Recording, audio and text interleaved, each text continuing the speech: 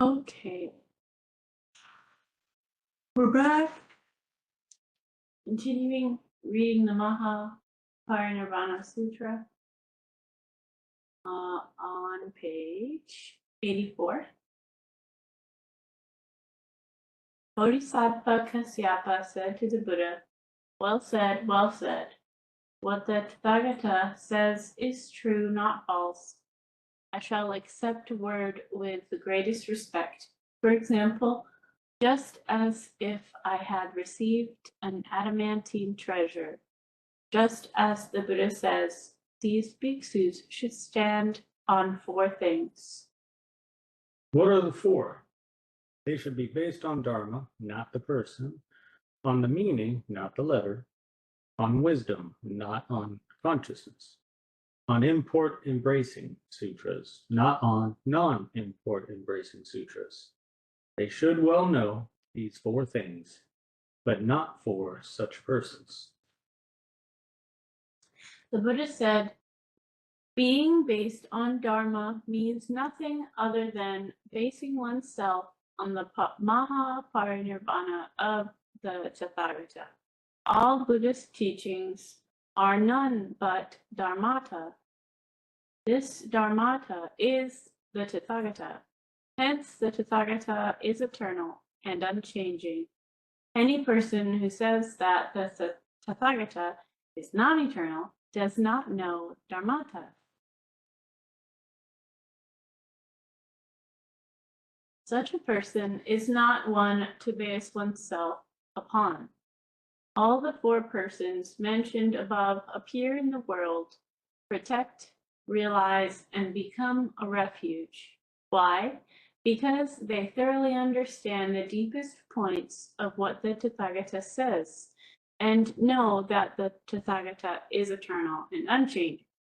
It is not good to say that the Tathagata is non-eternal and that he changes. The 4 persons, when they are such, are the Tathagata. Why? Because such well understand and speak about the undisclosed words of the Tathagata. Tathagata. I'm struggling today too. One who well understands what is deeply hidden and knows that the Tathagata is eternal and unchanging will never, for profit, say that the Tathagata is non-eternal.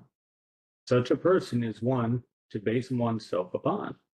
Why not on those 4 persons? Basing oneself upon Dharma means basing oneself upon Dharmata. Not basing oneself on man refers to the Shravaka. Dharmata is the Tathagata, and all Shravaka is the created. The Tathagata is eternal, but the Shravaka is non-eternal. O good man, a man might violate the precepts and, for gain, say that the Tathagata is not eternal and that he changes. Such a person is not one to take refuge in. O good man, this is a definite rule. We say that we base ourselves on the meaning, not the words. The meaning connotes being fully enlightened. Full enlightenment means non-weak. Non-weak is satisfaction. Satisfaction means that the Tathagata is eternal and unchanging. That the Tathagata is eternal and unchanging means that Dharma is eternal. That Dharma is eternal means that the Sangha is eternal. This is basing oneself on the meaning. Do not base yourself on the words. What words are we not to base ourselves on? These are discursive and decorative words. They seek out all too greedily and unendingly all the innumerable sutras of the Buddha. Wickedly, skillfully, and flatteringly, they cheat and put on the semblance of friendliness, and displaying thus, they seek profit. Garbed in white, they take up posts.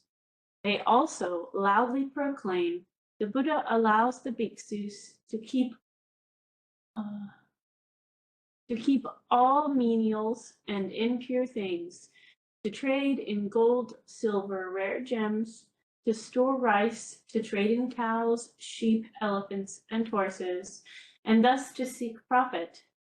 And also may arise a famine, and out of pity for the children, the bhikkhus may look for gain, store things up, and put up in a house, prepare food by their own hand, and support themselves instead of from receiving.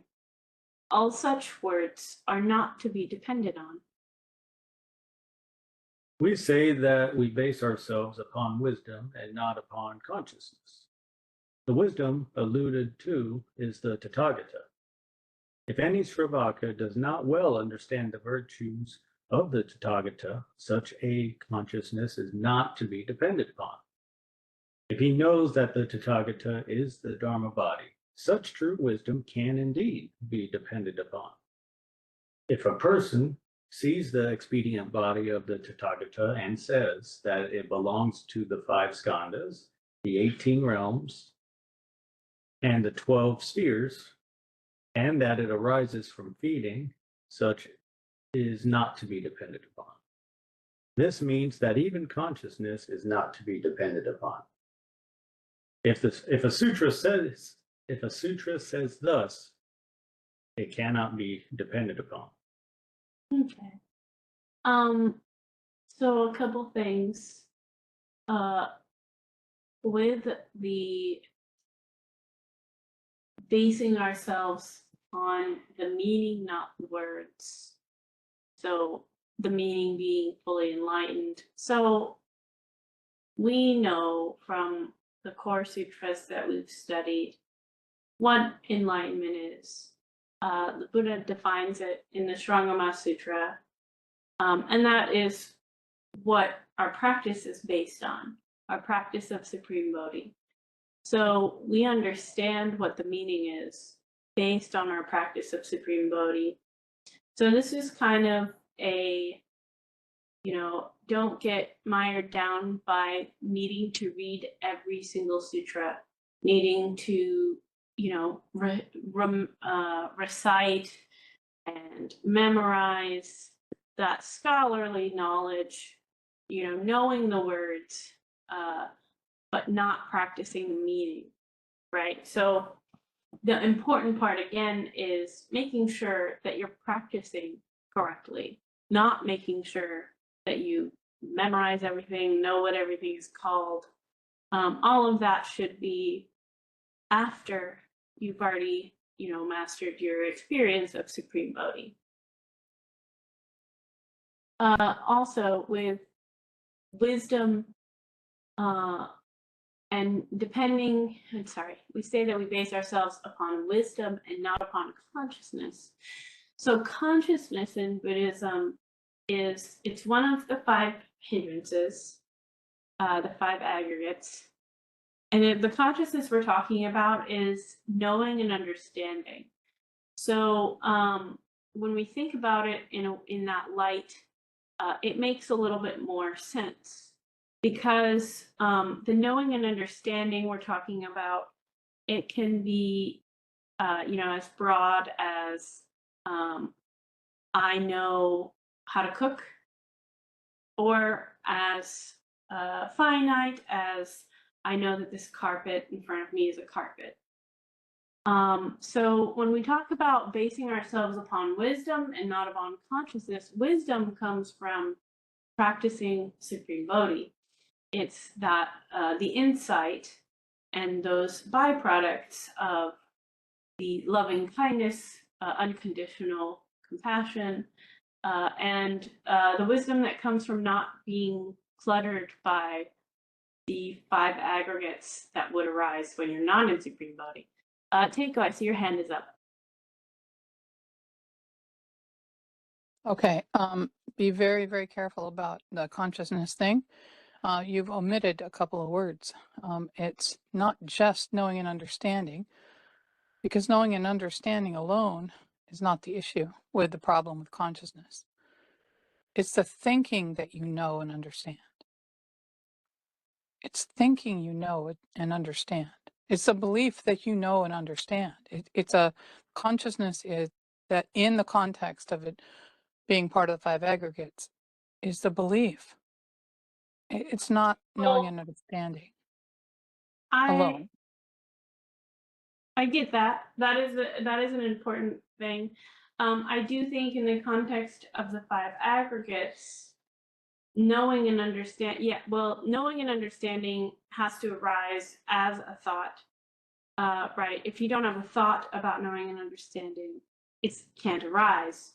Uh, Well, in the frame of the five aggregates, it becomes a thing because we say, "I know that this is a carpet." the danger is it if you put it all into knowing and understanding without adding the thinking that you know and understand, it will come to nihilism. Oh, interesting. Okay. So I you have to add that this is an intention that you believe that you know something that is unchanging, and therefore it must be true. So the thinking you know and understand puts you in a position of absolutism. So it's a limiting factor. So when you go in to learn something, the hindrance would be thinking that you already know before you've heard what the teaching is. Okay. Hmm. You're tracking, yeah. So being aware that that is a hindrance, you abolish that thinking that you know and that you think you know and understand. Okay. Yeah, you're keeping it basic. I see what you're doing. Yeah. All right. Yeah, I meant hundreds, if not thousands, of people who practice mindfulness their whole life and yet have no idea about how to have quiet mind, and they think they are meditating. Mm. I mean, they're meditating, but not in terms of Buddhism. They're meditating on mindfulness, but they're not meditating. There's nothing um, that allows them to escape the trap of thinking they know and understand under the context of believing that they know and understand. So if they practice mindfulness, they close their mind to everything else because they think that mindfulness is it.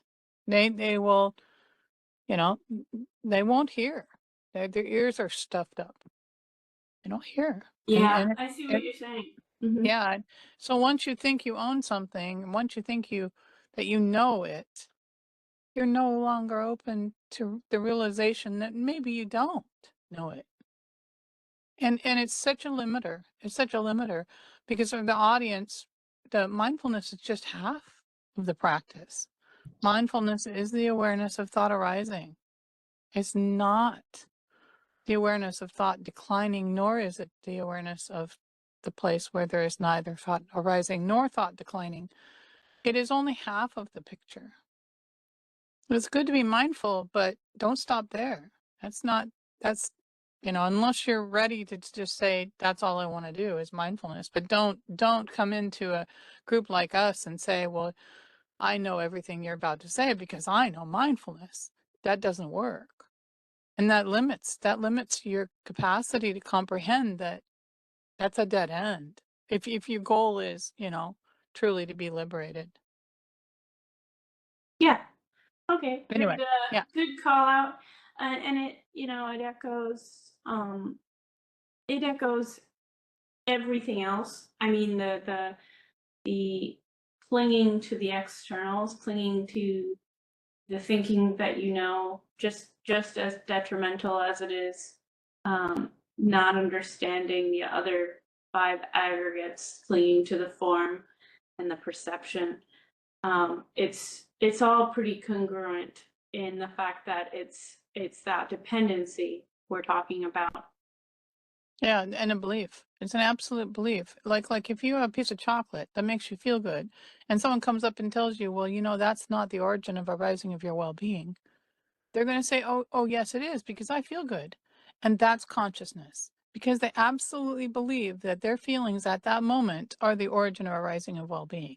And no one can take that away from them. And they feel disenfranchised if you suggest that it cannot be a feeling. But they will cling tightly to that feeling in the belief that that is indeed the origin of a rising of their happiness. Mm. And that's consciousness.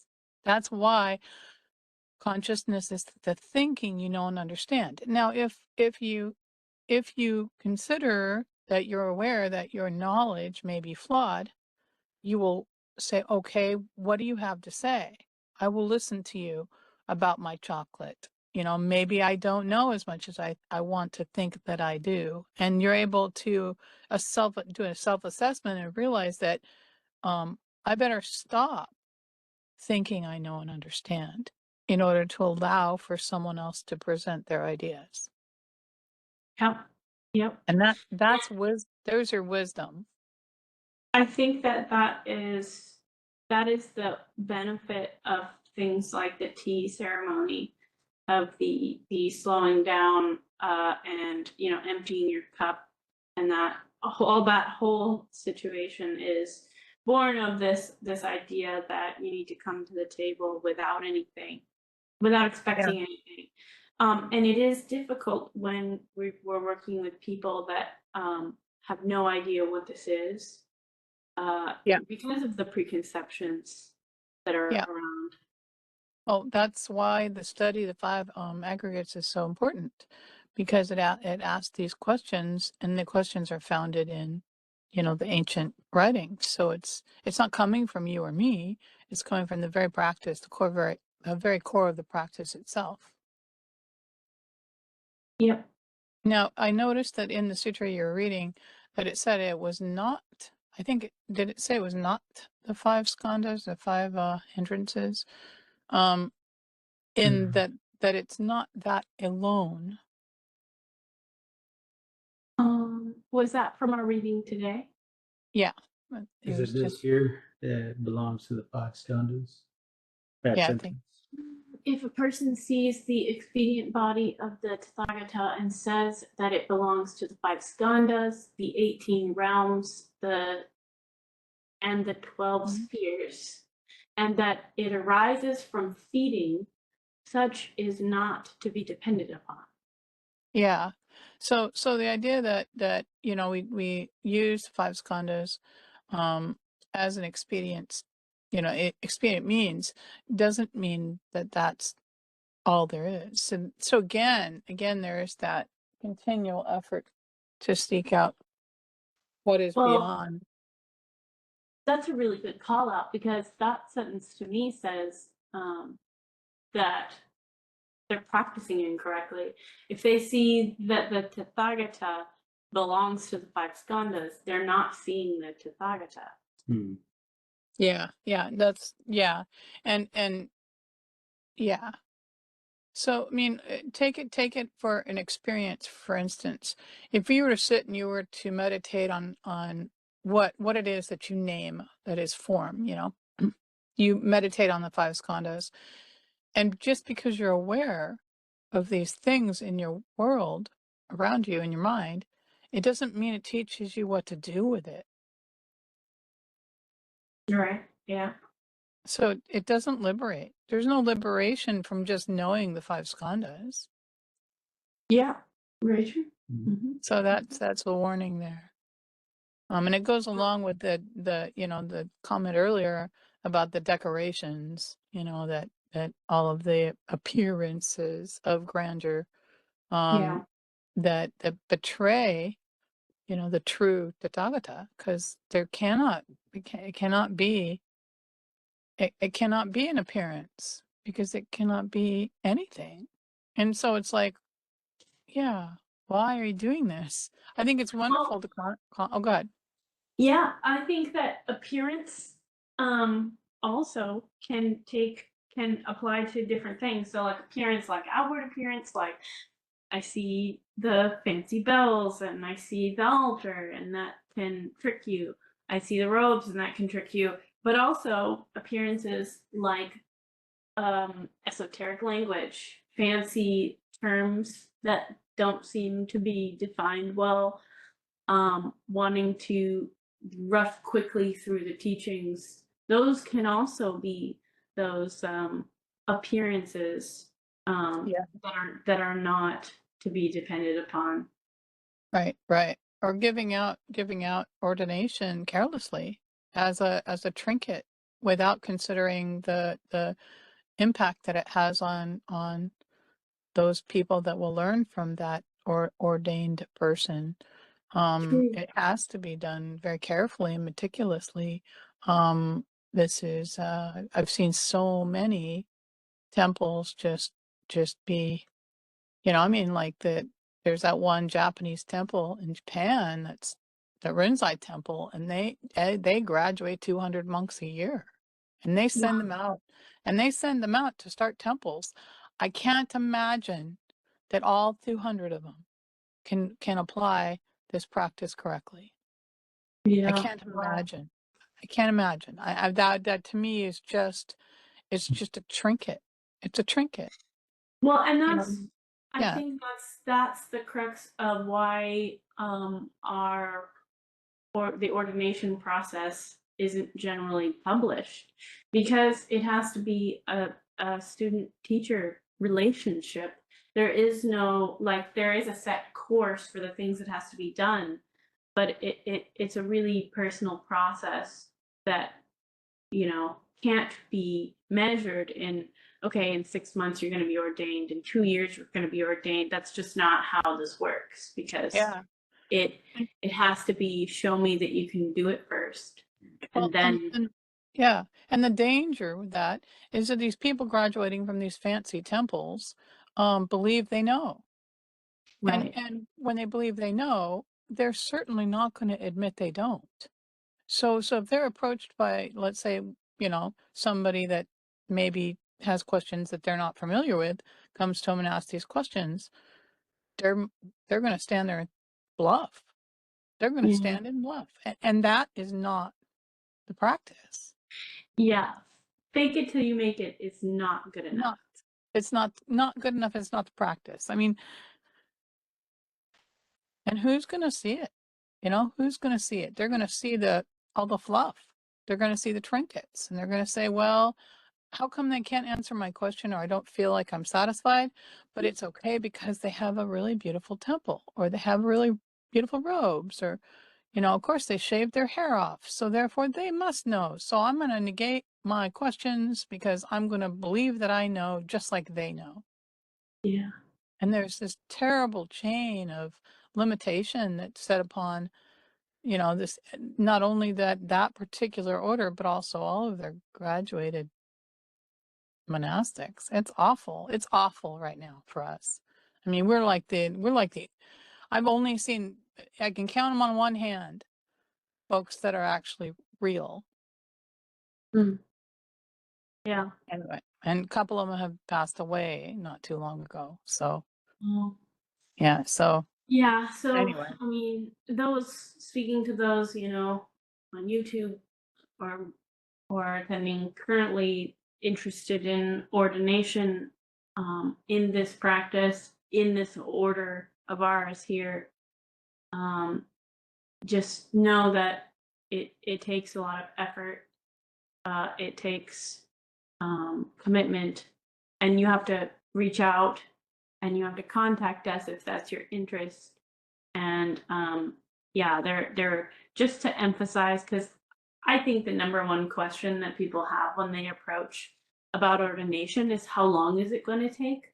And that's a fair question, because you're putting in the effort. You're considering whether you want to pursue this or not. Um, but again, it has to be about having that experience, and you can't really always put an accurate timeline on, how quickly you're going to have that experience, because it's all dependent on your own, how much effort you put in on your own. And people need to understand too that the order has the final say. If Yeah. the order gathers together and interviews a applicant, and the applicant fails to meet the criteria, they will have to wait. And if they're okay Yep. with waiting, they will wait until they get polished enough to be able to teach it. Because it's one thing to know it, it's a whole nother thing to teach this. Very true. And that's the other thing is, I mean, this Sangha has seen many different variety of people come through, and being part of the Sangha is a big part of that. If the Sangha doesn't know who you are, you can't really be ordained in the order as part of the Sangha. So it's easy to get swept up in wanting something so badly. But I just like, you really have to understand the practice and really those core teachings, thoroughly understand them. So like what you're saying, you can carry that forward, because you're asking to be part of our order, and this is the order. If you want to practice something other than this, then you're in the wrong place. You know what I mean? And where we are teaching Supreme Bodhi, which is mastery, this is mastery. This is not mindfulness. This is not, Mm-hmm. This is mastery. Yeah. So, and on that, I mean, this portion that I highlighted here that you pointed out, if a person sees the expedient body of the Tathagata and says it belongs to the five skandhas, that to me says trance. That to me says external based meditation. But yeah, it says, Yeah. If you're following somebody because they have, something of beauty that is a slippery slope and should be cut off immediately, but yeah, the person that is this glorious teacher should be doing the cutting, and that's the problem here is we got these glorified teachers who fail to cut the student, off, because you can't yeah, let the student continue to do that. You just yeah, can't, because yeah, it it will ruin them and it will ruin you. yeah, yeah. Well, yeah, I mean, I think a lot of people, this is a really good thing to talk about. A lot of people get caught up in needing to meditate and have an experience based on that meditation. Needing to what's the word?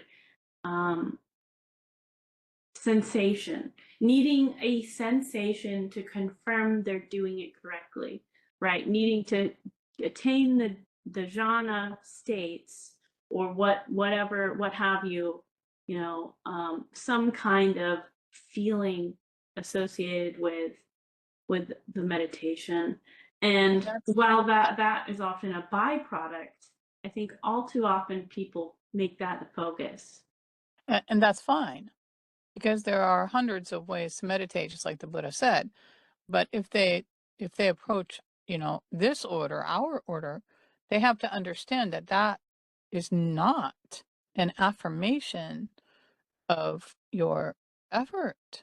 I mean, Yeah. if you were to say, hey, I had a really good meditation today, I felt enlightened and I flew away in my mind to places I've never seen before, that is not mastery. Yeah. That is distraction. That is not quiet mind. That's not state stability. That's one of the five skandhas. That's your it's mental fabrications. Well, I like mean, so it's what we yeah. recite in the Gatha, and I want to, because this kind of stuck with me as we were reciting it. The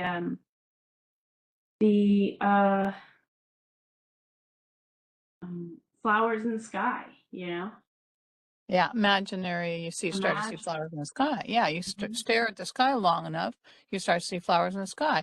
And you're it's just imaginary. I mean, it might be your blood vessels that you can see in your capillary of the retina of the eye. You can see little, blood cells moving through the capillaries if you stare at the sky long enough. But Mhm. those are real things. But to think, that this is my meditation because I can see flowers in the sky is not, Right. because it's contrived. It's contrived, and it's certainly not quiet mind, because then you're thinking. Yep. Exactly. So, And I yeah, mean, it's this practice. I mean, you've distilled it, so it's pretty cut and dry for us. I think no need to overcomplicate. This is what it is, and that's it. There is yeah, no secret higher levels. There is nothing more esoteric. This is it. yeah. And then the beauty of it is it takes a couple minutes to learn and a lifetime to master. And it's everything and it's nothing. It's everything. It's as simple as, uh, everything you do. It's Hmm. as simple as, you know, doing dishes and folding laundry and eating food, and it's applied to everything. Absolutely everything. Your neighbor, paying your bills, going to work, Yeah. and Hmm. it's a few minutes to learn the technique, and then you gotta apply it to the world around you. You gotta Well, be able to quiet the mind even when it's difficult to quiet the mind. even when it's difficult, and that's something that's just stuck with me because time and time again, I've encountered people that uh, it needs to be it needs to be the correct time in order for me to learn.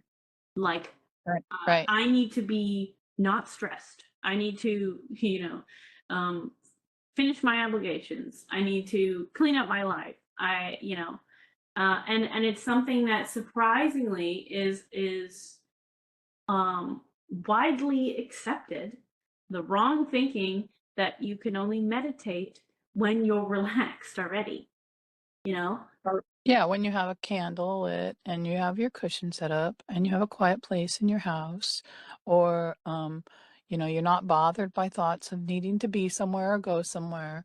You're No. not too tired, and yeah, no, you can. I mean, those things are good. Don't get us wrong, those things are good. But the idea is that ultimately you have to get it off the cushion. You need to take it with you everywhere you go, not Yeah. just sitting in a hallway in a meditation cushion. Even I mean, honestly, the most beneficial time is in the midst of storms, in the midst of chaos and upheaval. That's when you really get places with it. Right, Um, right. you really test the water with what you can do and how you can apply it to everything anywhere. It's not dependent on anything. And yeah, I've been really surprised over the years to find that it's a common misconception with most people. Um, Well, it would have to be because there is nobody teaching what we're teaching. Nobody is teaching Supreme Bodhi. They're not. They're not even studying the Shrangama Sutra. I mean, it's quite a yeah. oddity. We're Well, an oddity. so something too I've noticed is like uh if teachers believe that sutras are too esoteric for their Sangha to understand, that shuts the door. I mean, I get that here, he's saying that the sutras, um, like he says down here, this means that even consciousness is not to be depended upon. If a sutra says thus, it cannot be dependent upon. And it's like, uh, don't don't assume that people aren't going to understand. Um, don't don't shut the door to those opportunities. Um, and I think that too often the sources are hidden. And Yeah. I think this is a theme from last week too, where it's like when it's esoteric, when it's so far removed from the source, then it's hard to tell whether people are practicing or not because it's shrouded.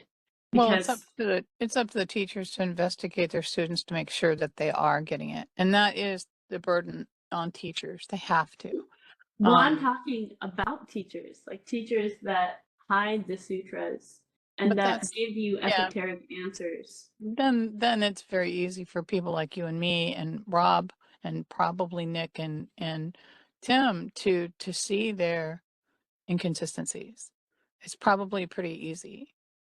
So they're not hidden as well as they think they are.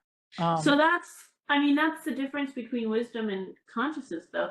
The consciousness is that thinking that they know, thinking that, I just need to word salad this so that, you still think of me as I, as I know, Yeah. like I know.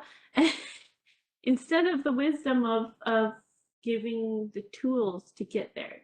The tools to And get there and not limiting the exposure to the sutras, not making it a secret. right. But just to reiterate it, when they say that don't rely upon the sutras, right? It's not the words, it's the experience of the words. Yeah.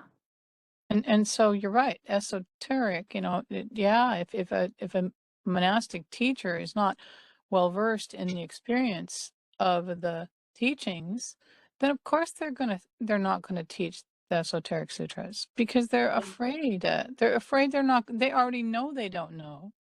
So why would they try to teach something that they cannot comprehend?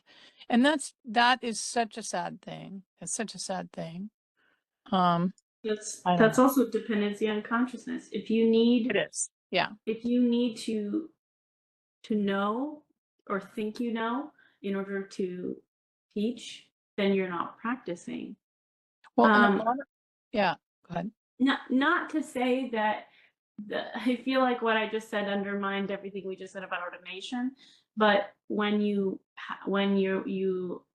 practice supreme Bodhi, when it becomes the underpinning of the way that you live, you don't need the consciousness of I've pre-read the sutra and I have all the answers to all the questions and I have my notes up and I can answer, this is that and this is that is scholarly way. That's what I'm talking about. Right, right, right. Yeah, and the fun part really is giving the student the tools for them to discover it themselves. And a lot of teachers that don't know will say, all you have to do is sit and eventually you'll figure it out. No, no, you won't. You might not. You might not figure it out.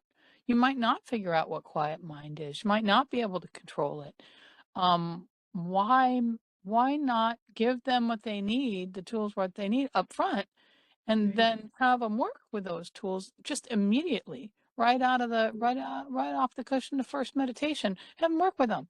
I mean, why all this struggle for 20 years before I tell you I'll tell you the secrets, Secret. Yeah, I don't, none of that to me it's all bullshit. Sorry, pardon my language. But Well, I mean, yeah, this sutra also talks a lot about defending the Dharma and spreading the Dharma, and it's this whole idea that it shouldn't be a commodity. It shouldn't be a secret. People that are keeping it a secret are destroying the Dharma. yeah, yeah. I mean, they'll never run out of students. They'll never run out of students. You know, I had these ideas that they need to keep them captive and dole out the tiniest little bit over the longest amount of time is ludicrous. Yeah. But anyway, I'm kind of going down. Well, Anyway, I think it's all on this topic, and yeah, it's a good application of what we're reading. yeah, yeah. And it's a warning to, you know, that it's very likely that if you're watching the YouTube video from this meeting we're having, that you're not going to find what we're teaching anywhere else. And I don't mean that to be boastful, but go ahead and look for Supreme Bodhi out there. Interview those teachers and ask them, do they know what Supreme Bodhi is and how to teach you how to have it? The mechanism. Yeah. A mechanism, yeah. And then if they can tell you where to find it in the writings, ask them that also, because I it's likely they don't know. Yeah. It's called a Shurangama Sutra, is what it's called. Anyway, I'm getting off track here. It's just the way it is today. But anyway, I'm gonna stop. That's I'm good. gonna mute. Thank you. Yeah, I'm gonna mute. Thank you. Okay. All right. We say that we should base ourselves on the import embracing sutras and not on the non-import embracing sutras. The non-import embracing sutras are the Sravaka vehicle. Hearing even the depth-plumbing storehouse of the Buddha Tathagata, doubts raise in their heads as regards all things, and the person does not realize that this storehouse arises from the sea of great wisdom. As in the case of a child who cannot distinguish one thing from another. This is the non-grasping of the meaning. The attainment of the meaning is nothing other than the true wisdom of the Bodhisattva. It flows forth from out of the unhindered great wisdom of his mind, as with an adult, for whom there is nothing not known. This is attainment of the meaning. Also, the Sravaka vehicle is the non-grasping of the meaning, and the unsurpassed Mahayana is the grasping of the meaning. If a person says that the Tathagata is non-eternal and that he changes, this indicates that this person has not yet arrived at the meaning. If a person says that the Tathagata is eternal and unchanging, this shows that this person has arrived at the meaning. If a person says that what the Sravaka says can be understood, this indicates non-grasping of the meaning. Teiko, I see your hand is up. So why would it say that the Tathagata is unchanging if everything changes? So I know the answer to this, but this would be a good question to ask students. That is a great question to ask the student. Well, the Tathagata is unchanging because we can see it in the definition of what is boundless, right? It's the change of when form changes. Oh dang it! I should probably pull up the actual. Do you remember the actual quote? I don't want to misquote it. Yeah, when perception follows the change of form and undergoes its own change. There we go. Yeah. So you're hot on the target. Is it the Tathagata? Where in which lies the change? So the Tathagata doesn't change, and that is true. And wherein lies the change? Well, the change of form and perception, it's in the aggregates. Is it coming from the Tathagata or? No, it's coming from our own mind. Yeah, It's our own thoughts. that's why. So when you ask somebody that and they say that the Tathagata doesn't or does change, they're looking at externals. Yeah. If they say it does not change, they may be understanding that the view is changed from their own view. Mhm. So if perception within oneself follows the change of form, which would be within oneself, because it's your perception, and undergoes its own change, there is no change. There's Right. quiet mind. There's quiet mind. And then from that, the Tathagata cannot change because it's putting it on the person viewing the Tathagata, not putting it on the Tathagata. Yep. Anyway, I'm gonna Yeah, very get true. on And it. also, I think part of that for me, part of that is letting go of that previous thinking. So, like, if you have a change, uh, if you follow that change, right, you're letting go of that previous version. I mean, it's like it follows along with time.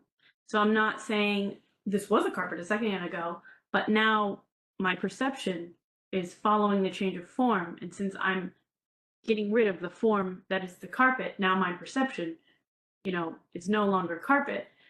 I'm not thinking about the way it was compared to the way it is now. That's all gone. It it isn't. You're not. It's not a tracking. It's not a tracking of um. This is what changed, and this is how it changed. It's an experience. It's an experience of the Supreme Bodhi mind, which is quiet mind, and therefore change is not perceived. Right. Because Exactly. Change is not you're perceived. completely in this moment in time, and there's Yeah. nothing that you're thinking about. You form is naming. So if you see in perception is seeing and naming. So if I see the carpet and I name it the carpet, there I'm perceiving. And as soon as I follow the change of form, which is the carpet, if I'm noticing it was something before and it is something now and it will be something in the future, then I cannot be boundless because I'm binded by the thinking that the carpet is something that I think that it is. Mhm. And it is, yeah, it's not liberation. And so Yeah. therefore that experience becomes absolutely critical of what is Supreme Bodhi, which is, that which continues to have discerning nature in the absence of discernment. I mean, Yeah. how can you have an absence of discernment but have a potential for discernment? So the idea then, having Mhm. the nature to have discernment means you have the potential for discernment, but you're Mhm. not discerning. So it's Yeah. it's a very, very interesting experience, but it's certainly not a feeling, and it's certainly not an external. Well, and I bring it up because I struggled and I see other people struggling with conceptualizing this practice. And it's kind of that situation where, if you've ever attended college or even high school classes and you're taking notes, but like you're taking notes so intensely that you're focusing too much on your writing and you're no longer listening and like you miss the entire point. It's like stop stop trying to track your progress and just try to experience it. Well, yeah, a real good teacher will guide you so that you can experience it. A real good teacher will give you ideas about how to consider it. Like with when I take that digital clock Mm-hmm. to a student and I show them what is this moment in time, and I have them look at that desk a second, and I say, "Do you see the sequence, the 0, 1, 2, 3, 4, 5, 6, 7, 8, 9, without absence, without an absence of a number?" And they will say, I mean, unless they're masters, I do not. I see 4, 3, 1, 0, 8, Mm-hmm. and you don't see the flow of time because your mind is distracted by the number that you're naming. Exactly. Yeah, that's such a And perfect so, way to yeah, describe what I'm trying to get at. yeah. So a good teacher will give a student tools through which they can get close to understanding the experience of it.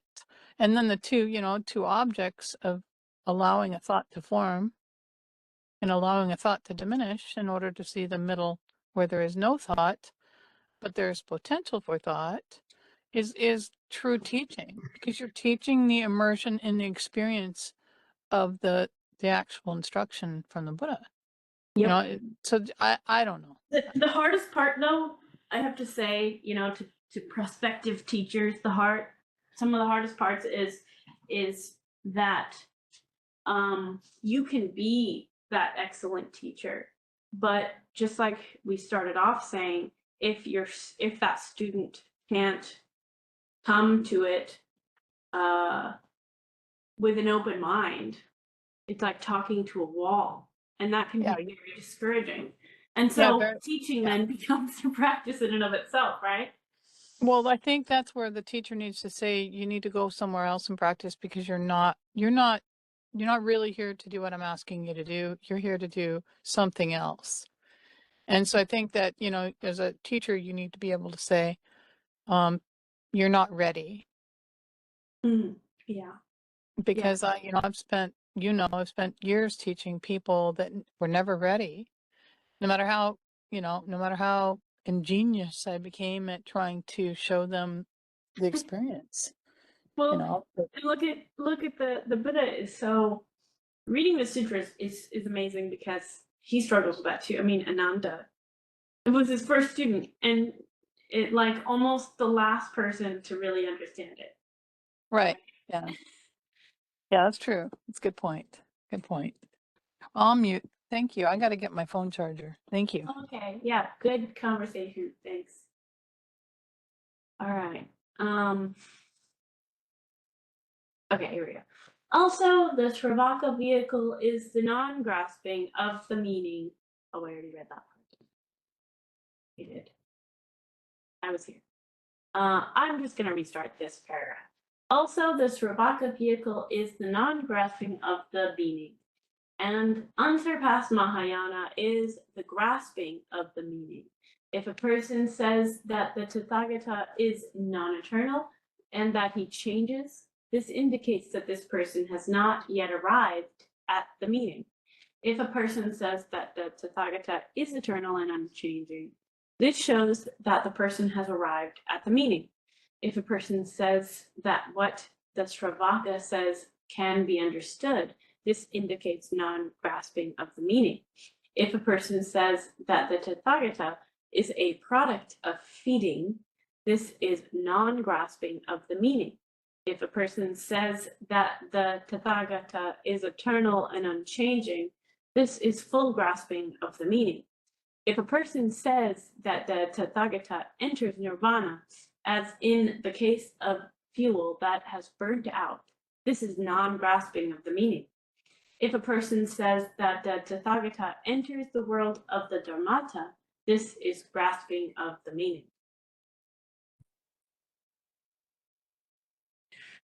We cannot depend upon the teaching of the Sravaka. Why not? Because the Tathagata, through expediency, articulates the teaching of the Sravaka just to save beings. This is like the rich man who teaches his son the alphabet. Oh, good man. The Sravaka vehicle is analogous to the situation where a person first tills his land but has not yet arrived at the harvest. Such is the non-grasping of the meaning. For this reason, one cannot depend upon the Sravaka vehicle. One should take refuge in the teachings of Mahayana. Why? In order to save beings, through expediency, the Tathagata expounds Mahayana. Hence, one cannot depend. This is grasping the meaning. One should well know of these four things to depend upon. So the Tathagata, through expedience, articulates the teaching of the Sravaka just to save beings. So we have to point to things in order to teach the mechanism of Supreme Bodhi. So we have to articulate the teaching of the Sravakas just for the sake of saving beings. We have to articulate that this is form and this is perception and this is form, feeling, perception, mental fabrication, consciousness right behind me, consciousness, in order to articulate the correct way to practice. I see your hand is up. Go ahead. And teachers cannot do it for you.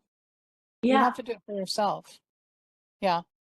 So, using it like it's like elementary school, and we grasp the basics and then we use it, and you understand it. You understand what form is, so that when you see it arise, you know what it is and you know what to do. It's the basics from which the mechanism can be applied. And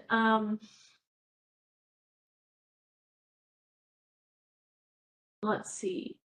One should take refuge in the teachings of Mahayana. Why? In order to save beings through expediency, the Tathagata expounds Mahayana. Hence, one cannot depend. Because once you understand the Mahayana, once you understand what Supreme Bodhi is, there is no more dependency on externals. So there is no dependence. If you don't understand, if you're still dependent, if you still have a dependency, then there's still work to do, right?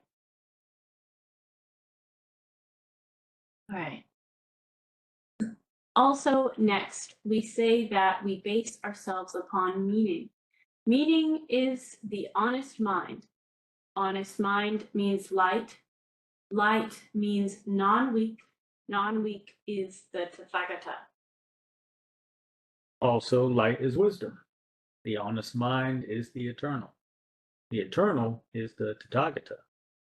That the eternal is the Tathagata is to depend upon Dharma. Teiko, your hand is up. Is that new?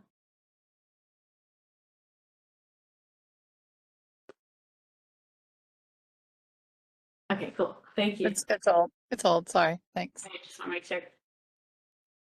Dharma is the eternal.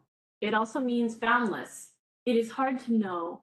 One cannot hold or bind it, and yet one may well see it. If a person says that he cannot see it, one cannot depend upon such a one. That is why we say that we can depend upon Dharma and not upon the person. And that's also why, this is, to me, reflects that the importance of teaching the sutras, the importance of citing our sources, using the correct terminology when we're talking about this, because it's our responsibility to guide people using the correct terminology. Once we get into the sutras and the mechanisms, there needs to be clarity. And if you're using the wrong terminology, then you can't have clarity.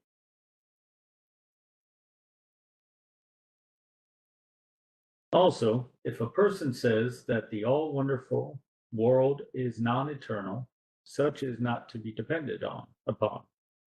That is why we base ourselves upon the meaning and not the words.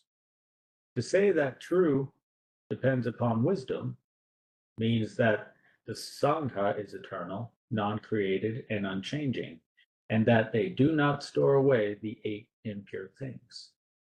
For this reason, we depend upon wisdom and not on consciousness. If a person says that consciousness makes and consciousness receives, there is no harmony of the Sangha. Why not? Now, harmony means non-possession. If it is non-possession, how could one say eternal? On account of this, consciousness is not to be dependent upon. I think a perfect example of wisdom and not consciousness is our tradition of the Dharma talks. And, a Dharma talk can technically, I like to think of it as it can happen anywhere, but formally, when we have our Dharma talks, it's not supposed to be planned. It's supposed to be coming from the place of wisdom, not the place of consciousness. It's not, there is no, brainstorming behind the Dharma talks. And I say that it can be anywhere because, in our daily lives, when we're encountering people that might have a spark of interest, that can also be a Dharma talk. Teaching them, what this is can be that wisdom as well. Keiko, go ahead. Yeah, and the I was gonna say something. I don't remember what I was gonna say. Sorry, I didn't see your hand until just now. Oh, no, it's all right. I was thinking about other things. I was talking about Dharma talks. Oh, yeah. I was going to say Dana Paramita is like a Dharma talk. So all of us who share that at the end of our service every Sunday, that is your Dharma talk. True. Mm-hmm. So that's just wanted to. Well, a Dharma talk is not interrupted by other people's insights. That would be the only difference. Yeah, there's no comments. Yeah. So and you can kind of see, and that's a really cool thing because you can kind of see, like it highlights it for you. If you're going through those feelings of nervousness, what am I going to talk about? I said the wrong thing. All of those thoughts that are associated with the fear behind Dharma talks, the fear behind, that can be behind Dana Paramita. That's all that clinging to consciousness. And you'll find that over time, as you practice, that fades away. And that, gives rise to the wisdom that comes from the experience of the practice. And so, like, if anybody attending, or if anyone watching that may become future members of the Sangha that wish to do Dharma talks, contact me. And, all of you guys currently on the call right now are welcome to request to do a Dharma talk if you feel that, that would benefit you. All right. Oh, here we are. We're here.